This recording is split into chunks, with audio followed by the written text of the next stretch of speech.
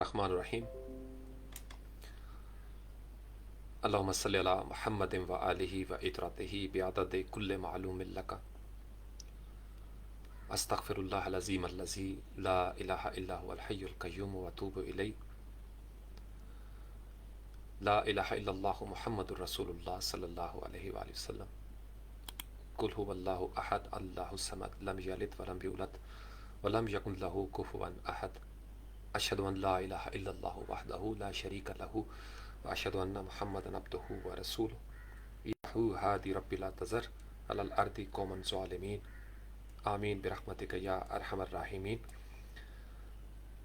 اللہ کے علم کے حساب سے درود و سلام محمد و آل محمد پر صلی اللہ علیہ وآلہ وسلم، آپ سب پر، آپ کے والدین پر، طلبہ و طالبات پر، اساتذہ کرام پر سلامتی ہو، اللہ کی رحمتیں اور اس کی برکتیں ہوں۔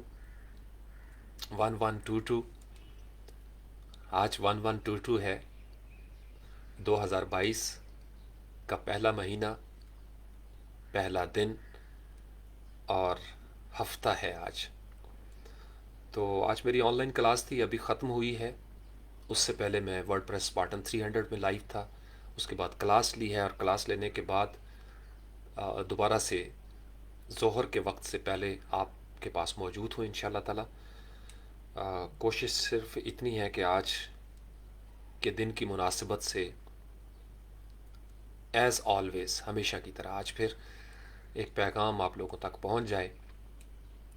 گر قبول افتاد ہے عز و شرف، آپ میں سے ہو سکتا ہے کسی کی سمجھ میں کوئی بات آ جائے، نہ آئی تو پھر کیا کہہ سکتے ہیں۔ کیسے ہیں آپ لوگ؟ سب خیریت ہے؟ گھروں میں سب خیریت ہے؟ چونکہ رات کو میرا فون بالکل سائلنٹ پہ تھا، چونکہ مجھے پتا تھا کہ رات جو ہی 12 بجنے ہیں تو بہت زیادہ میسیجز آئیں گے ہر سال کی طرح۔ تو میں نے پھر نماز کے بعد سے کافی جگہوں پہ جواب تو دے دیا، لیکن جب میں نے جواب دیا تو اس وقت سوال کرنے والے سوئے ہوئے تھے، تو اس لیے آپ سوچا کہ شاید آپ لوگ اٹھ گئے ہوں، ویکنڈ بھی ہے، جو کہ رات کو پرانے لوگوں نے نیا سال منا کر نیند کی آغوش میں پناہ ڈھونڈی، اور جب صبح اٹھے تو پرانی طرز پر سورج سے محروم ہو چکے تھے۔ سورج طلوع ہو کر کہاں سے کہاں پہنچ گیا تھا، اگرچہ آج بادل بہت ہیں یہاں اسلام آباد میں۔ اینی ویز، آج ہم بات کریں گے غالب اور مغلوب ہونے پر۔ غالب کس کو کہا جاتا ہے؟ مغلوب ہونا کیا ہے؟ انگریزی میں اس کے لیے جو لفظ استعمال ہوتا ہے وہ ہے ڈومیننٹ، ڈومینیشن، ڈومینیٹ کرنا۔ کس نے ڈومینیٹ کیا تھا؟ کون ڈومینیٹ کر رہا ہے؟ کون ڈومینیٹ کرے گا؟ اس لفظ ڈومینیشن کے اوپر آج بات ہوگی۔ انگریزی زبان کا یہ جو ڈومینیشن ہے، اردو میں ہمارے پاس ملتا جلتا قریب ترین جو لفظ ہے وہ ہے غالب۔ ایک تو وہ غالب ہے جو ہمارے مرزا اسد اللہ خان غالب، ان کا تخلص ہے، لیکن اردو میں یہ اسم کے طور پر بھی استعمال ہوتا ہے، صفت کے طور پر بھی استعمال ہوتا ہے، ناؤن اور ایڈجیکٹو دونوں طرح غالب کا لفظ ہمیں ملتا ہے۔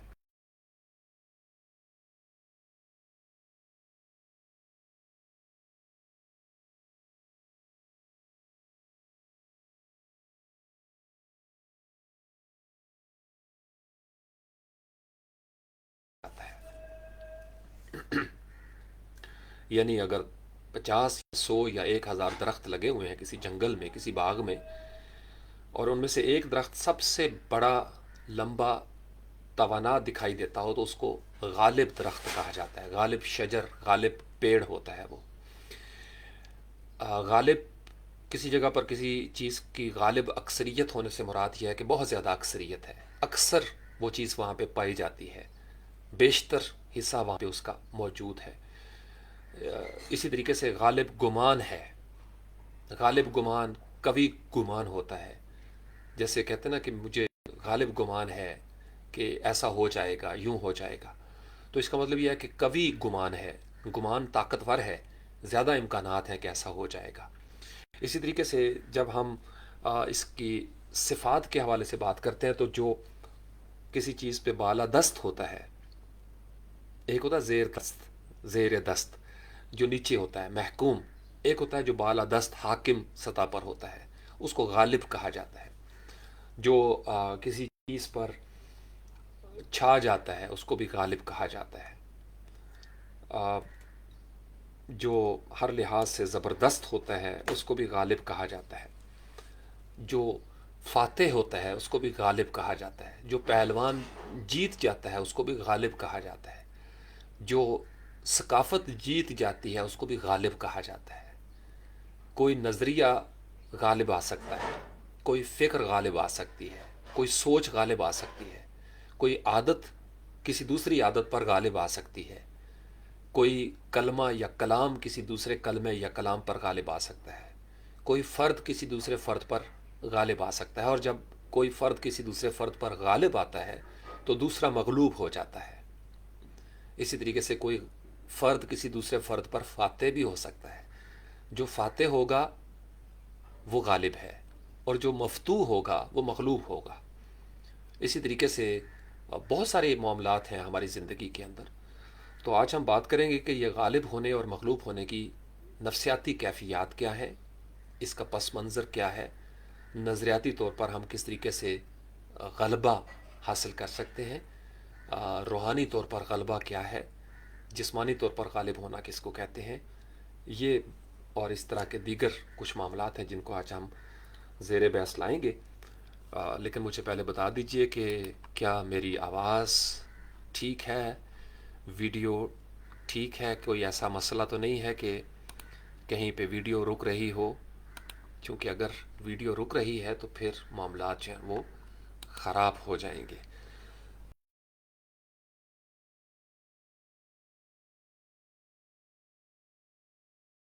اسٹریمنگ ٹھیک نہیں تو پھر اس کو ہم یہیں پہ روک لیں گے اور پھر شام کو کوشش کریں گے۔ آج چونکہ پہلی تاریخ ہے جنوری کی، تو کلاس بھی اچھی ہو گئی۔ اسپارٹن 300 میں لائیو سیشن تھا مختصر 23 منٹ کا، وہ بھی ٹھیک ہو گیا، کیونکہ پہلے دن سارا کچھ ہی ٹھیک ہوتا ہے۔ کل کا کوئی بھروسہ نہیں ہے کہ کل پی ٹی سی ایل ہمارے ساتھ کیا کرے۔ پھر ہمیشہ کی طرح بھی میں نے موبائل چارجنگ پہ لگایا ہوا ہے کہ جسٹ ان کیس اگر کسی وجہ سے اسٹریمنگ ٹھیک نہیں تھی تو پھر میں موبائل جو ہے اس کو استعمال کروں۔ تو بہت شکریہ جی، جزاکم اللہ خیر۔ گرما گرم چائے یہ بھی لے لیجیے جی، جزاکم اللہ خیر، اللہ آپ کا بھلا کرے۔ تو میں ساتھ چائے بھی پیتا ہوں، اور ساتھ مجھے آپ میں سے کوئی بتا دے اگر نوجوان۔ عابد حسین کیسے ہو بیٹے؟ اب عابد کہہ رہا ہے کہ سر سارا کچھ ٹھیک ہے، آڈیو اور ویڈیو۔ چلے جی، اگر سارا کچھ ٹھیک ہے تو پھر ہم بات کا آغاز کرتے ہیں۔ یہ میرے سامنے گوگل ابھی میں نے کھولا ہے، اور گوگل پہ ایک لفظ میں نے لکھا، آپ بھی لکھیے اگر آپ کے پاس ہے کمپیوٹر، ڈومینیشن۔ تو ڈومینیشن کا مطلب آپ کے سامنے آ جائے گا۔ اس وقت یہ جو گلوبل ویلیج ہے، عالمی گاؤں، اس پہ کون ڈومینیٹ کر رہا ہے؟ ورلڈ ڈومینیشن کس کے پاس ہے؟ کون ورلڈ پاور ہے؟ گلوبل ڈومینیشن، گلوبل پاور، یہ کس کے پاس ہے؟ چونکہ غلبے کا تعلق پاور کے ساتھ ہے، قوت کے ساتھ، طاقت کے ساتھ ہے۔ وہ پاور پولیٹکس کی ہو، وہ پاور کردار کی ہو، وہ پاور آپ کے عہدے کی ہو، وہ پاور آپ کی شخصیت کے کسی پہلو کی ہو، تو ڈومینیٹ وہی کرے گا جس کے اندر قوت و اختیار موجود ہے۔ کیونکہ جو مختار نہیں ہے، فیصلے میں آزاد نہیں ہے، وہ مغلوب ہے۔ جو جس قدر اختیار رکھتا ہے وہ اسی قدر غالب آتا ہے۔ اس کو آپ اپنے فرد کی سطح پر دیکھ لیجئے۔ اگر آپ اپنے ہی وقت کو ضائع کرتے ہوئے یہاں تک پہنچے ہیں تو آپ مغلوب ہو چکے ہیں، اپنی ہی عادات سے مغلوب ہو چکے ہیں۔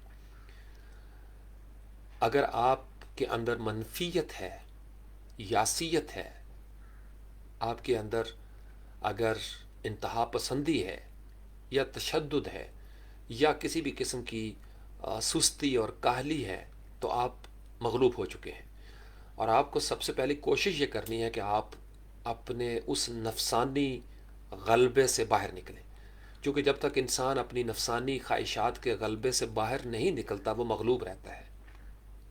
جب تک ہم اپنی داخلی سطح پر اپنی ذات میں مغلوب ہیں، ہم خارجی سطح پر بھی مغلوب رہتے ہیں۔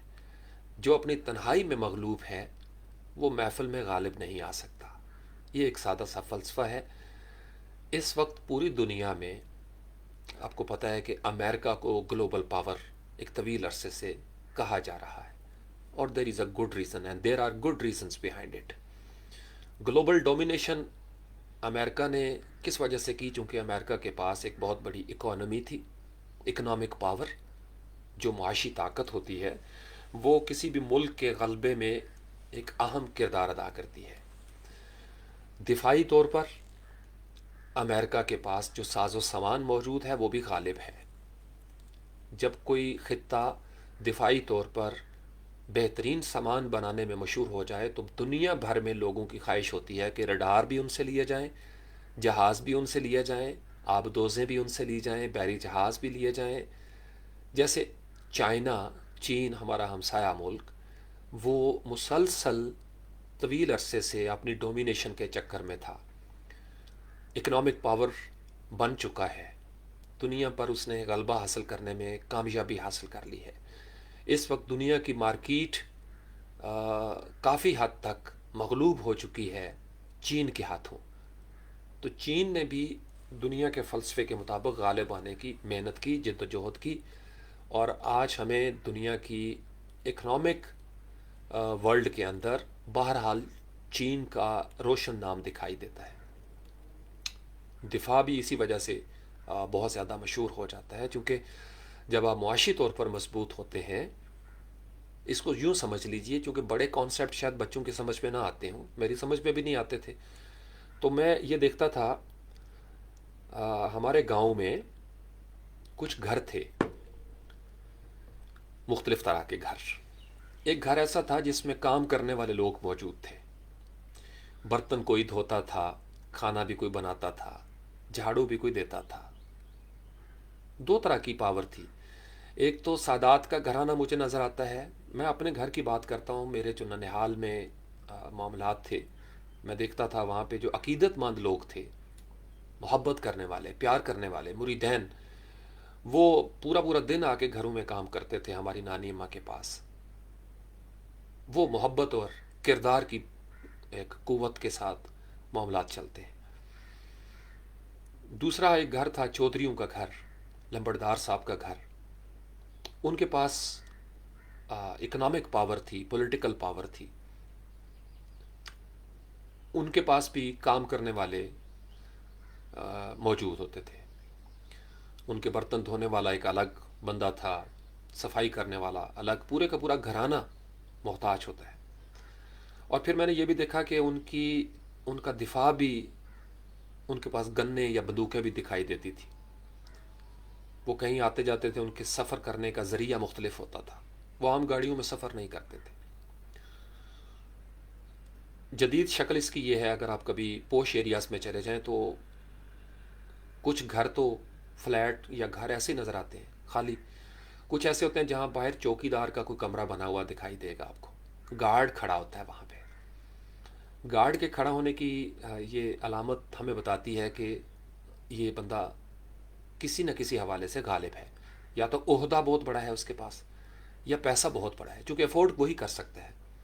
سڑکوں پہ جب ہم چلتے ہیں تو ہم دیکھتے ہیں ایک گاڑی اپنے طور پر چل رہی ہے، اور ایک گاڑی ایسی ہے جس کے آگے پیچھے بھی گاڑیاں چل رہی ہیں، ایک گاڑی ایسی ہے جس کو قطار میں کھڑا ہونا پڑتا ہے، مغلوب گاڑیوں کو قطاروں میں کھڑا ہونا پڑتا ہے، افراد کو گاڑیوں میں کھڑا ہونا پڑتا ہے قطاروں کے اندر۔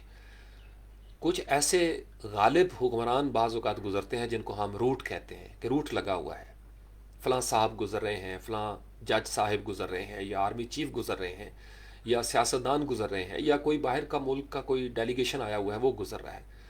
تو ہمارے جو پولیس ہے، ہمارے انٹیلیجنس والے، ہمارے ٹریفک پولیس، ہماری آرمی، وہ سارے وہاں پہ سیکیورٹی کے فرائض سر انجام دیتے ہیں اور ہمیں بتاتے ہیں کہ آپ لوگ کھڑے ہو جائیے، سڑکوں کو خالی کر دیجیے، چونکہ یہاں سے غالب اکثریت نے یا غالب اقلیت نے گزرنا ہے۔ تو 4 گاڑیوں کے لیے یا بعض اوقات صرف ایک فرد واحد کے لیے ہزاروں لاکھوں مغلوب لوگوں کو سڑک کے کنارے روک دیا جاتا ہے۔ یہ فطرت کا فلسفہ ہے، اس میں کوئی بری بات نہیں ہے، میں اس کے لیے بالکل کبھی منفیت کے ساتھ نہیں سوچتا۔ دیکھیں، بعض اوقات آپ کو لائنوں میں لگ کے لنگر لینا پڑتا ہے، دھکم پیل کے عمل سے گزرنا پڑتا ہے۔ شادی حال پہ بھی جائیں تو کچھ ایسے ہوتے ہیں جو دھکم پیل کر کے کپڑوں پہ بھی سالن گر جاتا ہے، بعض اوقات وہ ٹیبلوں پہ جاتے ہیں عام باراتی جو ہیں، لیکن اس بارات میں بھی دولہا اور دولہے کے ساتھ بیٹھے ہوئے چند رشتہ دار جنہیں آج موقع ملا ہے ڈومینیٹ کرنے کا، تو ان کی ڈومینیشن دور سے نظر آتی ہے۔ بہرے جو ہوتے ہیں ویٹرز وغیرہ، ان کو بھی پتہ ہے کہ یہ ڈومینیٹنگ ایلیمنٹس ہیں، دولہے کے دوست ہوں گے تو وہ انہی کے آگے پیچھے پھرتے ہیں، ان کو ٹیبل پہ کھانا پہنچایا جاتا ہے بالعموم۔ تو اس لیے یہ فطری فلسفہ ہے۔ فطرت میں بھی اگر آپ کمزور ریلے سے گزر رہے ہیں اور ایک طاقتور ریلا آتا ہے تو وہ چھا جاتا ہے، وہ غالب آ جاتا ہے۔ تو زندگی ہمیں غالب اور مغلوب ہونے کی مختلف کیفیات بتاتی آ رہی ہے، دکھاتی آ رہی ہے۔ ہم اپنے افراد کی سطح پر، طبقات کی سطح پر اس غلبے کو دیکھ رہے ہیں، قوموں کی سطح پر یہی غلبہ ہمارے سامنے ہے۔ جنگل میں چلے جائیں تو جنگل میں بھی یہی قانون ہمیں دکھائی دیتا ہے۔ جنگل میں بھی جنگل کا راج ہے، جو جانور جس قدر طاقتور ہے اس کی طاقت کا غلبہ ہے، جو جس قدر پھرتیلا ہے وہ اسی قدر غلبہ رکھتا ہے، جو جس قدر عیار ہے اس کا بھی غلبہ ہے، جو جس قدر بھاگنے میں کامیاب ہو جاتا ہے اس کا بھی ایک غلبہ ہے، بھاگنے والا غلبہ۔ تو دنیا میں پنجابی میں کہا جاتا ہے جدے کار دانے اودے کملے بھی سیانے، اور یہ اس لیے کہا جاتا ہے چونکہ جب آپ کے گھر کے باہر چوکی دار کھڑا ہو، کچن میں کھانا بنانے والا الگ بندہ ہو، مالی بھی آپ نے رکھا ہو جو پودے اگا رہا ہو، تو آپ 4 5 6 7 10 بندوں کے رزق کا چونکہ بندوبست کر رہے ہیں، لہٰذا نفسیاتی طور پر آپ کا مرتبہ بلند ہو جاتا ہے۔ یہی حال کردار کا ہے۔ ایک ہوتا ہے امام، ایک ہوتا ہے مقتدی۔ اب مقتدی بہت زیادہ تعداد میں ہوتے ہیں، لیکن ایک امام کھڑا ہوتا ہے ان کے سامنے۔ فوج میں چلے جائیں تو ان کا بھی سٹرکچر، آرگنائزیشنل سٹرکچر ایسے ہی ہے، اسکولوں میں بھی ایسے ہی چلتا ہے، ملکوں کا نظام جدید دنیا میں ایسے ہی چلتا ہے، اور قدیم دنیا میں بھی قبائلی نظام کے اندر یہی صورتحال تھی۔ ایک قبیلے کا سردار ہوتا تھا، اور سردار کبھی کمزور آدمی نہیں ہوتا تھا۔ اگر شکار کے زمانے کے قبیلہ ہو تو جو زیادہ بہتر شکار کر سکتا ہو اور زیادہ لوگوں کے لیے خوراک کا بندوبست کر سکتا ہو، یا دفاع کے لیے اس میں زیادہ قوت و جبروت ہو، وہ غالب آ جاتا تھا۔ سیاسی طور پر بھی جو لوگ زیادہ مستقل مزاج ہوتے تھے ان کے پاس غلبہ رہا ہر لحاظ سے۔ پرانے تاریخ کے اگر آپ ڈرامے دیکھیں، فلمیں دیکھیں، تو یہ غلبہ ہمیں دکھائی دیتا ہے۔ کچھ بھی نہیں بدلی ہوا، اور یہ غلبہ آپ کو میڈیکل فیلڈ میں بھی دکھائی دیتا ہے۔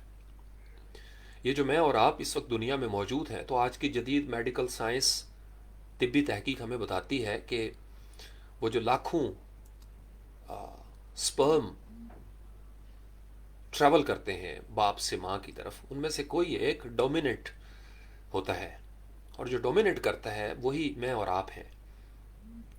جو ہماری تاریخ میں یہ ڈومینیشن ہمیں دکھائی دیتا ہے کہ ہم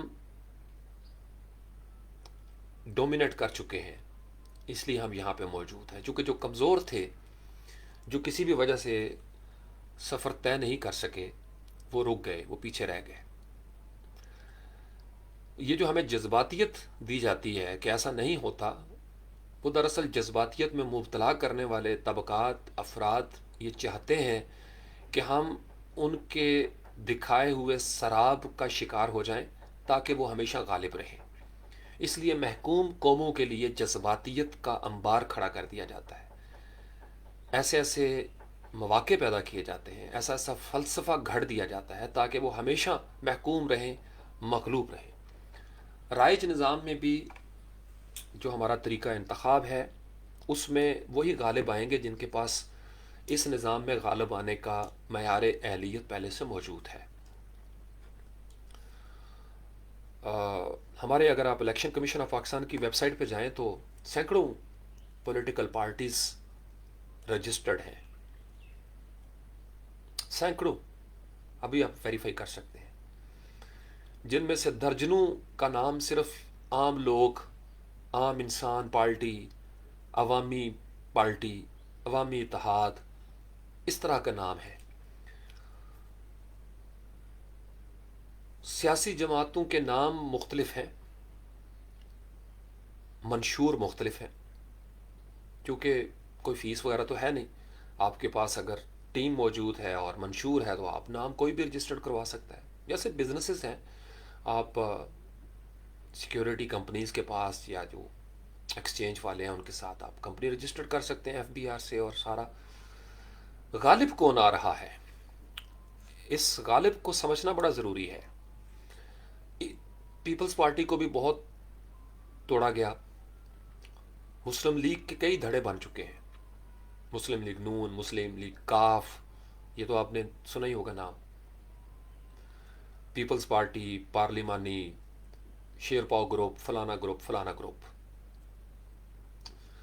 جمعیت علماء اسلام کو دیکھ لیں تو اس میں بھی کئی دھڑے بنے، نورانی گروپ ہے، یہ فلاں گروپ ہے، سمی گروپ ہے، یہ مولانا فضل الرحمان کا گروپ ہے۔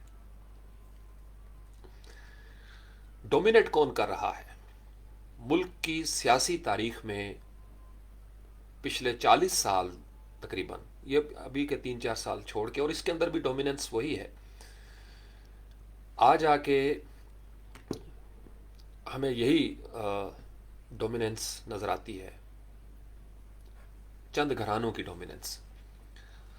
اور یہ جو غالب حصہ ہے ان کا، اس لیے اس کو استقلال حاصل ہوا، مستقل ہو گیا، چونکہ کاروبار بھی انہیں کے پاس تھا۔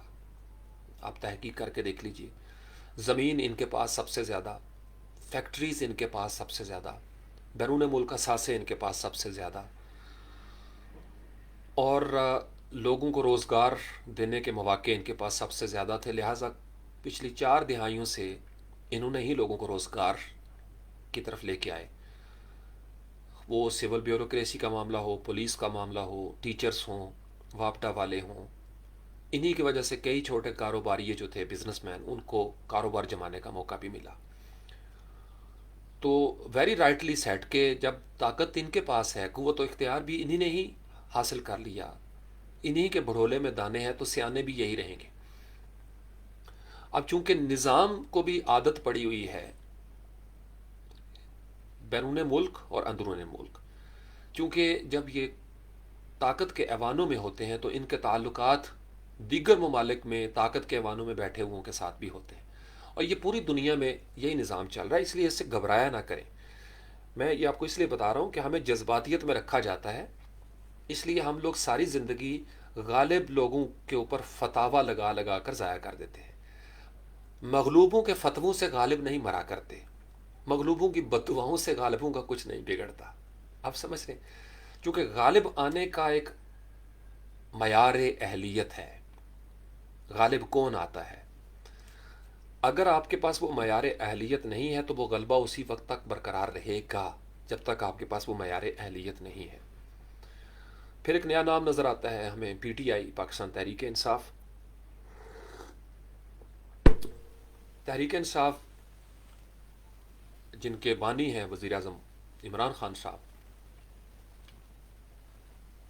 وہ جب سیاست میں آئے تو اگرچہ کہانی وہ یہاں سے ہی شروع کرتے ہیں، اور اس میں کوئی شک نہیں کہ وہ اکیلے انسان ہی تھے، اور اس میں بھی کوئی شک نہیں کہ ایک طویل عرصہ ان کے ساتھ کوئی بھی کھڑا نہیں ہوا، لوگوں نے ان کا مذاق اڑایا، تمسخر اڑایا۔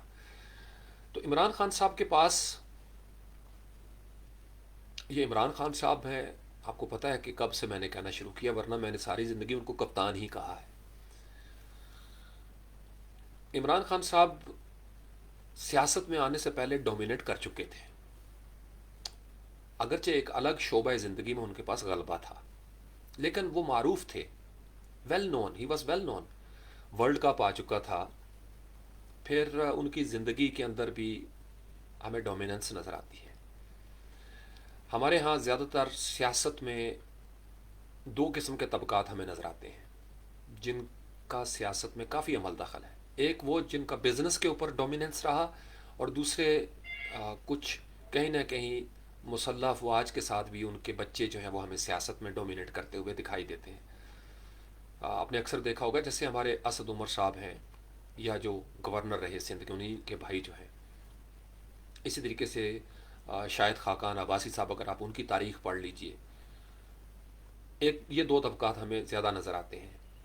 کاروباری طبقات جن کے پرکھوں نے کہیں ڈومیننس لی تھی، یا عسکری پیمانوں پر ان کے بچے بھی ہمیں ڈومینیٹ کرتے دکھائی دیتے ہیں۔ تیسرا ہے جو زمیندار، وہ ہمیں طبقات سیاسی نظام پر غالب دکھائی دیتے ہیں۔ چوتھا ہے جن کا مذہب کے اندر ڈومیننس تھا، پیری مریدی کا ہو، وہ لوگ بھی ہمیں یہاں پہ جمپ لگاتے ہوئے دکھائی دیتے ہیں۔ یا جن کے پاس مدارس کا ایک طویل سلسلہ ہے، وہ بھی ڈومینیٹ کرتے رہے۔ چوتھا، یہ چار یعنی ہمیں نظر آتے ہیں۔ پانچواں کوئی خاص ہمیں نظر نہیں آتا۔ پانچواں انہی کی کہیں نہ کہیں تقسیم ہے کہ پھر جو ان کے ساتھ جڑ گئے، شادیوں میں آ گئے، یا مرید بن گئے، یا اس کاروبار میں شریک ہو گئے، پارٹنرز، بینیفیشریز، وہ ہمیں نظر آتے ہیں۔ یا ان گھروں میں ان کے ساتھ کام کرنے والے، ان کو کوئی نہ کوئی عہدے مل گئے، کوئی کسی کا کلیریکل سٹاف میں تھا، کوئی کسی کا سیکٹری تھا، کوئی کسی کا مینیجر تھا، کوئی کسی کا مرید تھا، خلیفہ بن گیا۔ تو یوں یہ پانچواں گروہ ایک ہمیں نظر آتا ہے جن کی عقیدت ہے، جو ان کے وفادار تھے، لہٰذا ان کو بھی انہوں نے اس نظام میں one way or the other, اور یہ کوئی بری بات نہیں ہے۔ اگر آپ بہت پیچھے چلے جائیں نبی کریم صلی اللہ علیہ وآلہ وسلم کے زمانے میں بھی، تو وہاں پہ بھی ہمیں یہ پاور سٹرکچر دکھائی دیتا ہے۔ اسی طریقے سے نبی کریم صلی اللہ علیہ وآلہ وسلم، میرے اور آپ کے منٹھار آقا صلی اللہ علیہ وآلہ وسلم، جب ڈومیننٹ نہیں تھے تو مکہ میں مسلمانوں کے اوپر بڑا ظلم و ستم ہوا، بہت زیادہ آزمائشوں سے گزرنا پڑا۔ پھر یہ وقت بھی آیا کہ آپ کو ہجرت کرنا پڑی، چونکہ ڈومیننٹ نہیں تھے، ڈومینیشن نہیں تھی، غلبہ نہیں تھا اس طریقے سے۔ کردار کا غلبہ تھا، لیکن تعداد اس قدر نہیں تھی کہ چیلنج کیا جا سکے مکہ کی غالب اکثریت کو، کیونکہ اقلیت اس وقت اپنی ذات میں کردار کی پختگی کے ساتھ موجود تھی، لیکن ان کے پاس معاشی طاقت نہیں تھی، دفاعی طاقت نہیں تھی، اور عددی اعتبار سے بھی وہ اس قدر زیادہ نہیں تھے کہ وہ چیلنج کر سکتے، لہٰذا انہیں مدینہ کی طرف ہجرت کرنا پڑی۔ تو مجھے تو وہاں سے بھی یہ سبق ملتا ہے۔ پھر ایک غزوہ، پھر غزوہ بدر، احد، یہ کہانی شروع ہو جاتی ہے۔ تو ایمان کی قوت سے صحابہ اکرام رضوان اللہ علیہم اجمعین، آپ نے مقابلہ کیا۔ نبی کریم صلی اللہ علیہ وسلم نے مدینہ ریاست میں وہ ڈومینیشن جو ہے نا، وہ اس کا آغاز کیا، ایگریمنٹس کرنے پڑے، کاروبار پہ توجہ دی، فلاح و بہبود پہ توجہ دی، لوگوں کو معاشی طور پر عدل کے ساتھ اٹھانے کی کوشش کی، جس کو اپ لفٹنگ کہا جاتا ہے، سوشل اپ لفٹنگ کی، جوڈیشل اپ لفٹنگ کی۔ جو حقوق سے محروم تھے ان کے حقوق لٹا دیے۔ ایک دوسرے میں یہ جو مہاجرین اور انصار کی آپس میں کنٹریبیوشن ہوئی، ایک دوسرے کو سخاوت کے ساتھ، ایثار کے ساتھ، بھائی چارہ، اس کی فضا قائم ہوئی۔ زکوٰۃ کا نظام جاری کیا کہ کوئی غریب نہ رہے، سب کے گھروں میں خوشیاں برابر پہنچیں، سب کو تعلیم و تربیت کے مواقع برابر ملے۔ عدل کے اوپر مدینہ ریاست کھڑی ہے۔ مکہ میں عدل اس طریقے سے نہیں ہو رہا تھا، وہاں پہ ظلم تھا۔ تو مدینہ ریاست کی بنیاد عدل سے شروع ہوئی ہے، عدل مصطفیٰ صلی اللہ علیہ وآلہ وسلم۔ اس سے ہم نے یہ بھی ایک نتیجہ اخذ کیا رہتی دنیا کے مسلمانوں نے، کہ اگر عدل ہوگا تو نظام چلے گا، عدل نہیں ہوگا تو ہم تباہ و برباد ہو جائیں گے۔ پھر ہمیں یہ بھی نظر آتا ہے کہ نبی کریم صلی اللہ علیہ وآلہ وسلم جب فتح مکہ، اور یہ فتح مکہ صرف عام سی کہانی نہیں ہے، میں آپ کو اس کا پس منظر بتا رہا ہوں کہ فتح مکہ کی نوبت کیسے آئی. وہ جو فتح مبین تھی، ان فتحنا لک فتح مبینہ، یہ ایسی باتوں میں نہیں ہو گیا. اس کے پیچھے قربانیوں کی ایک لازوال داستان ہے، اس کے پیچھے شہداء ہے، سوال قیادت ہے، اس کے پیچھے حکمت عملی ہے، نظام ہے. کیونکہ بد نظمی کے ساتھ کبھی فتح مکہ نہیں ہو سکتا تھا.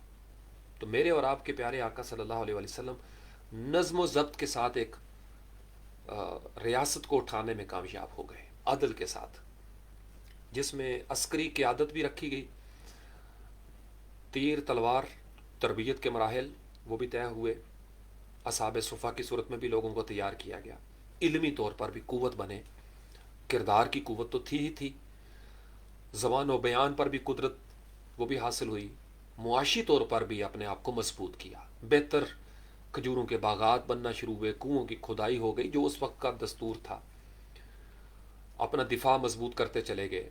ورنہ ابتدائی زمانے میں تو ایک بندہ بزنس نہیں کر سکتا تھا ان کی مرضی کے بغیر، قافلے ایک جگہ سے دوسری جگہ پہ سفر نہیں کر سکتے تھے، لوگ لوٹ مار کر لیتے تھے.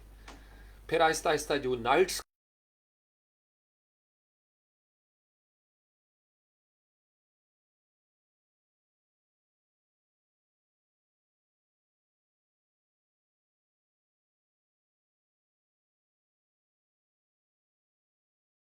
مجاہدین ہوتے تھے، تو گویا فوج کا ایک کانسیپٹ آ گیا. نبی کریم صلی اللہ علیہ وسلم اور فتح مکہ، یہ تصور اس پہ کئی دفعہ بات ہو چکی ہے. آپ علیہ السلام کے فوراً بعد جب آپ کا وصال ہو جاتا ہے صلی اللہ علیہ وسلم کا، اب انسانوں کی نفسیات پہ غور کیجئے. یہ جو ہمارے پاس خلفائے راشدین ہیں رضوان اللہ تعالی علیہم اجمعین، جو اہل سنت کے ہاں کثیر تعداد میں جو ایک ہمارا متفقہ اس کے اوپر تاریخ ہے، حضرت ابو بکر صدیق رضی اللہ تعالیٰ عنہ، حضرت عمر فاروق رضی اللہ تعالیٰ عنہ، حضرت عثمان غنی رضی اللہ عنہ، اور پھر حضرت علی رضی اللہ تعالیٰ عنہ، مولا علی کرم اللہ وجہ الکریم. یہ چار ان کو خلفائے راشدین کہا جاتا ہے. پانچواں، ہم جب بچے تھے تو حضرت عمر بن عبدالعزیز رضی اللہ تعالیٰ عنہ کا نام بھی ہم نے پڑھا. کچھ کتب میں امام حسن علیہ السلام ان کو بھی شامل کیا جاتا ہے. پچھلے 10-15 سال سے امیر شام جو ہے ان کا نام بھی ہمیں اس میں نظر آتا ہے کہ ان کو بھی خلیفہ راشد کہا جائے. وقت کے ساتھ چیزیں جو ہے نا وہ آگے بڑھ رہی ہیں. جو اس میں سے نقطہ میں جوڑنا چاہتا ہوں اپنے اس سیشن کے ساتھ، غلبے کے ساتھ، کہ امت مسلمہ کی یہ مجموعی نفسیات وہی ہے آج بھی ہمارے پاس. یہ انسانوں کی نفسیات رہی ہے.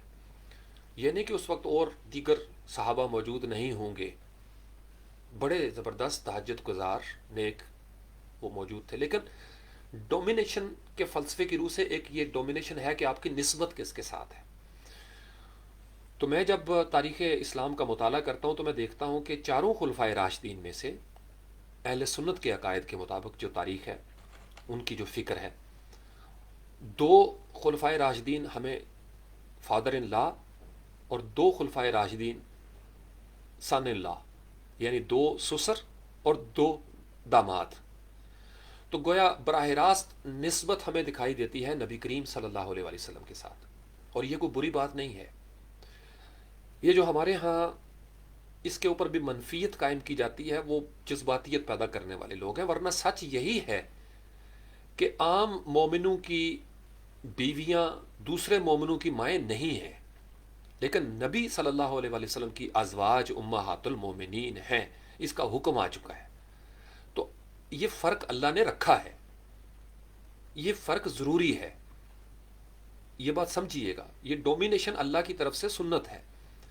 عام یعنی کسی صحابی کی والدہ کو یہ نہیں کہا گیا کہ آپ امہات المومنین یا ام المومنین ہوں گی، لیکن نبی کی بیویاں صلی اللہ علیہ وسلم، جو ازواج نبی ہیں صلی اللہ علیہ وسلم، وہ امہات المومنین ہیں. نبی کی بیویاں میری اور آپ کی، ہم سب مومنوں کی، مومنات کی مائیں ہیں، ماں. یہی ہمیں وہ جو آیا تطہیر ہے، انما یرید اللہ لیذھب عنکم الرجس والی، اس میں بھی یہ فرق ہمیں دکھائی دیتا ہے. اہل بیت کو ایک فرق حاصل ہے، اور ہر دور میں یہ فرق حاصل ہوا ہے، خواہ وہ حضرت عیسیٰ علیہ السلام ہو اور ان کی والدہ کا ذکر ہو، ابراہیم علیہ السلام ہو ان کے گھرانے کا ذکر ہو، یعقوب علیہ السلام ہو یا ان کی آل کا ذکر ہو، کہیں نہ کوئی یہ فرق ہمیں دکھائی دیتا ہے۔ یہ ڈومینیشن کردار کے حوالے سے ہو، نسبت کے حوالے سے ہو، جیسے جب آپ درود ابراہیمی پڑھتے ہیں تو اس میں محمد و آل محمد، ابراہیم و آل ابراہیم، تو یہ ڈومینیشن تو ہے ان کے پاس۔ چونکہ اگر آپ دیکھیں تو حضرت موسیٰ علیہ السلام جب پیغمبر ہیں تو دعا کی کہ مجھے میرے بھائی کے ذریعے طاقت دی جائے، تو حضرت ہارون علیہ السلام کو ان کے بھائی کے ذریعے طاقت دی گئی۔ تو اب اگر کوئی اٹھے اور کہے کہ یہ کیسے ممکن ہے، نہیں، ایک ڈومینیشن تو ہے، فطرت ہمیں سکھا رہی ہے۔ بہت پیچھے چلے جائیں فرعون مصر کے زمانے میں، تو 3600 سال تک فرعون مصر جو ہے وہ یہ حکومت کرتے رہے، ان کے پاس ہی ڈومینیشن تھی، وہ حامانوں کی صورت میں ہو، قارونوں کی صورت میں ہو، فرعونوں کی صورت میں ہو، 3000 سے زائد سال وہ مصر میں ڈومینیٹ کر کے رہے، جس میں ہمیں فلسفے میں سقراط کی آواز بھی نظر آتی ہے، چونکہ ان کا فلسفہ ڈومینیٹ کرتے کرتے غیر فطری ہو گیا تھا۔ تو غیر فطری فلسفے کو آپ ہر دور میں چیلنج کر سکتے ہیں۔ اگر کوئی یہ دعویٰ کرے کہ کوئی اور خلیفہ نہیں بن سکتا تو یہ پھر غیر فطری ہو جائے گا، یا کوئی یہ دعویٰ کرے کہ کوئی اور کسی غریب کمہار کا، موچی کا، ترکھان کا بیٹا وزیر اعظم نہیں بن سکتا، تو اس دعوے کو چیلنج کرنا فطرت ہے، کیونکہ یہ غیر فطری فلسفہ ہے۔ جیسے جات کا سسٹم ہمیں نظر آتا ہے ہندو مت میں، اب ان میں جتنے لوگ باشعور ہو گئے، پڑھ لکھ گئے، انہوں نے اس کاسٹ سسٹم کے خلاف آواز اٹھائی، تو اب جہاں جہاں پہ علم و شعور کی ترقی ہو گئی ہے، وہاں پہ ذات کا وہ نظام، وہ برہمن سے لے کر ویش، شودر، کھشتری وغیرہ جو نیچے انٹچیبلس ہیں، وہ ہمیں کم دکھائی دیتا ہے۔ ہم جب چھوٹے چھوٹے تھے تو میں نے اپنے کانوں سے سنا اور اپنی آنکھوں سے دیکھا ہے وہ دور۔ آج بھی ہمارے گاؤں کا قبرستان اسی طریقے سے ہے، آپ کے علاقے میں بھی یہی رواج ہوگا کہیں نہ کہیں، کہ یہ جو اوپر والی زمین ہے یہاں پہ چودھری جو طاقتور ہوتے تھے ان کی قبریں بنتی تھیں، اور نیچے جو جن کو کمی کہا جاتا تھا ان کی یہاں پہ قبریں بنے گی۔ یہ اتنا بڑا تلخ سچ ہے جس کو ہم جھٹلا نہیں سکتے۔ آج بھی آپ چلے جائیں، آپ دیکھ لیں، میں نے آپ کو پہلے بتا دیا کہ روٹ میرے اور آپ کے لیے نہیں لگے گا، تو لوگوں نے اسی ڈومینیشن کو قبرستانوں تک بھی پھیلا دیا۔ دیکھیں گھروں کے اندر بھی ڈومینیشن ہے، ہمارے تھانوں کے اندر یہ ایک سچائی ہے۔ میں اس کو سمجھتے ہوئے بھی اس کو چیلنج کرتا ہوں، چونکہ بہت ساری غیر فطری چیزیں ہیں۔ غریبوں کو لتر پریڈ کرنا آسان ہے، غریبوں کے ذریعے ہی لتر پریڈ ہوگی۔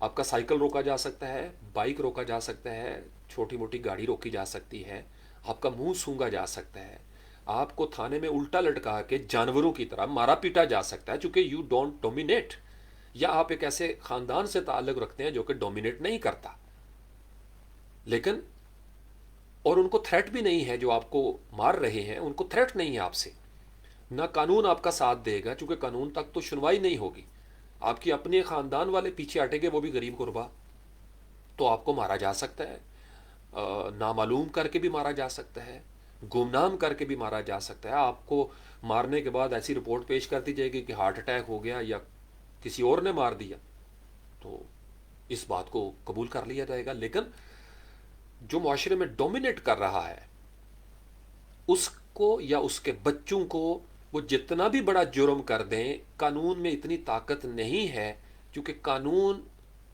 انہی کے پاس ہے جن کے پاس طاقت ہے۔ یہ قانون کا جو نیٹ ورک ہے، یہ جو باتیں ہم بھاشن سنتے رہتے ہیں عدل کے نام پر، یہ میرے اور آپ کے لیے ہے، ان محکوموں مغلوبوں کے لیے ہے جو کہ ڈومینیٹ نہیں کرتے۔ نہ کاروبار ہمارے پاس، نہ قوت و اختیار ہمارے پاس، لہٰذا وہی اثرات پھر ہمارے بچوں پہ بھی مرتب ہوتے ہیں، وہی ہمارے خطوں پہ بھی، اور یہ چیز جو ہمارے ہاں عام سطح پہ ہے یہی عالمی سطح پر بھی جاتی ہے۔ ایک مغلوب ملک میں بہت سارے غالب ہوتے ہیں، ایک مغلوب خاندان میں بھی کوئی نہ کوئی غالب ہوتا ہے، انتہائی غریب خاندان میں بھی چلے جائیں تو وہاں بھی ان مغلوبوں کے اندر بھی کوئی غالب ہوگا، جھگیوں میں چلے جائیں تو وہاں بھی کوئی نہ کوئی غالب ہوگا، بھکاریوں میں چلے جائیں تو بھکاریوں میں بھی کوئی نہ کوئی غالب بھکاری ہوگا۔ آپ یہ جو خواجہ سرا ہیں ان کے پاس چلے جائیں، انہوں نے بھی ایک سٹرکچر بنایا ہوا ہے۔ تو فطرت ہمیں کچھ چیزیں بتا رہی ہے، میں اس میں سے جتنے حصے پہ بولتا آ رہا ہوں اور ہمیشہ ڈنکے کی چوٹ پہ بات کرتا ہوں، کیمرے میں دیکھ کے بات کرتا ہوں، اس لیے کہ مجھے اس کے فلسفے کی سمجھ ہے کہ جہاں پہ فطرت کی بات ہے میں اس کی حامی بھرتا ہوں، جہاں جہاں غیر فطری کام ہوتے ہیں، مثلا غیر فطری کام یہ ہے کہ آپ ایلیٹ کلاس کو، ایک تھن لیئر کو یہ طے کر دیں کہ بس یہی امیر ہوں گے اور باقی 99% جو لوگ ہیں وہ غریب تر رہیں گے.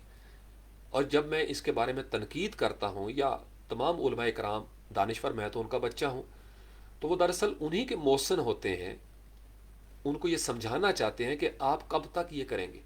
چونکہ اگر آپ ایک طویل عرصہ عدل سے محروم کر دیں گے سماج کو، سماج میں محرومیاں جنم لیں گی. جب سماج محرومیوں کی طرف جائے گا تو شدت پسندی میں اضافہ ہوگا. جب معاشرہ متشدد ہوتا چلا جائے گا تو تشدد کہیں نہ کہیں کوئی نہ کوئی راستہ بنا لے گا. اور ایک وقت آتا ہے معاشرے میں فساد فی الارض کی راہ ہموار ہو جاتی ہے، معاشرے میں انارکی پھیلتی ہے، انتشار پھیلتا ہے، اور منتشر معاشرے مغلوب ہوتے جاتے ہیں. پھر جب یہ دنگا فساد شروع ہوتا ہے تو پھر ان کو غلام بنانا آسان ہوتا ہے. تیسری دنیا کے ممالک میں یہی کچھ ہوا. تو جنہوں نے ڈومینیٹ کیا ہوا تھا وہ ویٹو پاور کا درجہ رکھتے ہیں، ان کی مرضی کے بغیر ہم قانون نہیں بنا سکتے. آپ اپنے ملک کی سڑکیں توڑ سکتے ہیں، ٹائر جلا سکتے ہیں، ایک دوسرے کے اوپر کفر کے فتوے تو لگا سکتے ہیں، لیکن آپ ان کا بال بھی بیکا نہیں کر سکتے جو آپ کی ڈومینیشن کی فضا سے ہی باہر ہے. Because they dominate. جتنا بھی ایمان مضبوط ہوگا، زمینی پیمانے زمین کے مطابق چلتے ہیں. اور یہ چیز ہمیں سنت سکھا رہی ہے. میں نے آپ کو غزوہ خندق پہ بارہا سمجھا دیا ہے. فتح مکہ سے پہلے کے حالات آپ کے سامنے ہمیشہ رکھتا ہوں. جو اس کے علاوہ کوئی راستہ بناتا ہے وہ دراصل ہواری ہے، وہ نو رتن ہے، وہ انہی حاکموں کا تنہا یافتہ اینکر پرسن ہوگا، یا کوئی پیر ہوگا، یا ان کا کوئی ملا ہوگا جو آپ کو اس حال پر برقرار رکھنا چاہتا ہے جس میں قرار نہیں ہے. تو یہ جو بے قراری اکا دکا آپ کو اذانیں سنائی دیتی ہیں، یہ بے قراری اس لیے ہے کہ فطرت یہ چاہتی ہے کہ آپ بھی قوت و اختیار کی طرف آئیں. ربنا آتینا فی الدنیا حسنہ وفی الآخرہ حسنہ.